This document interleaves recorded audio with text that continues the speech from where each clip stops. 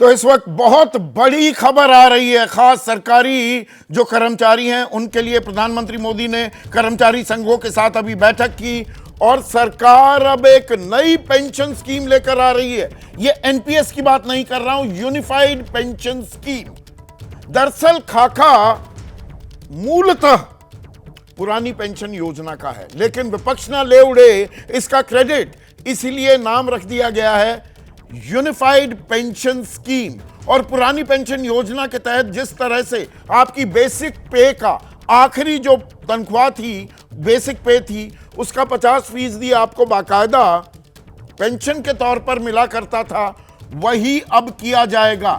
और मौत हो जाती है जो पेंशनधारी है, जो कर्मचारी है, तो उसकी धर्मपत्नी को या उसके पति को 60%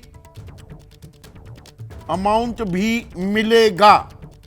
इसके अलावा एक न्यूनतम स्तर रखा गया है, वो 10,000 है, 10 साल की सर्विस। यहां पर ये पुरानी पेंशन योजना जो है यूनिफाइड पेंशन स्कीम जो अब सरकार ने इजाद की है, 25 साल की सेवा पर है। 10 साल अगर आपने सेवा की है तो 10,000 कम से कम, और उसमें महंगाई भत्ता भी जोड़ दिया जाए तो 15,000 रुपए की पेंशन आपको मिलेगी ही मिलेगी। और इसमें एक और खास बात जहां पर यह अलहदा अलग हो जाती है पुरानी पेंशन योजना से, उसमें जो कर्मचारी है उसको कोई कंट्रीब्यूशन, योगदान करने की जरूरत नहीं है। सरकार जो 14% दिया करती थी उसे अब बढ़ाकर 18.5% सरकार की तरफ से कंट्रीब्यूशन आएगा। तो जो एक बड़ा मुद्दा बन रहा था और उसकी समीक्षा के लिए एक कमेटी भी बनाई गई थी, अब यह सामने आ गई है सिफारिश। लेकिन थोड़ा इंतजार करना पड़ेगा, अगस्त का महीना है, 1 अप्रैल 2025 से यह यूनिफाइड पेंशन स्कीम लागू होगी।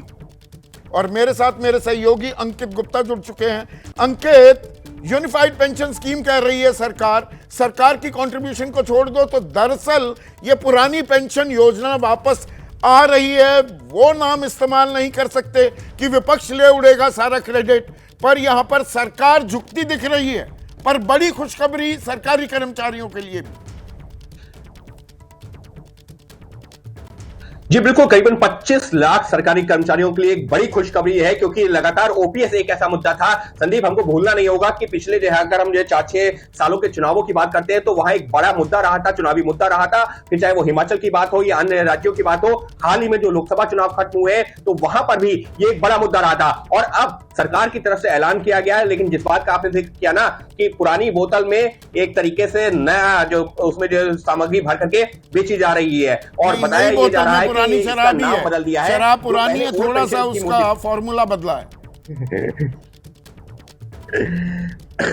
जी बिल्कुल, आप ज्यादा बेहतर उसको जो आकलन कर पा रहे हैं। लेकिन इवनिंग को आप बात शराब की करने लगेंगे तो इसी तरह का जवाब मिलेगा।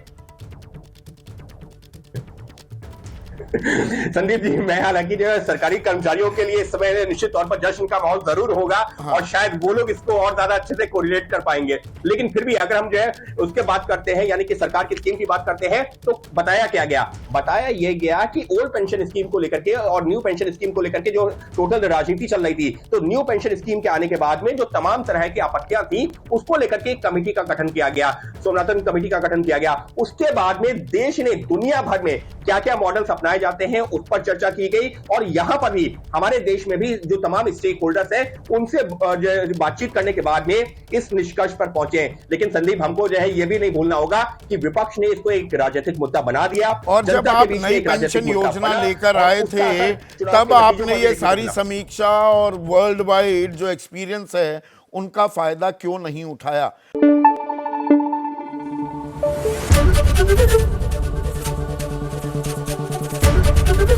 एबीपी न्यूज आपको रखे आगे।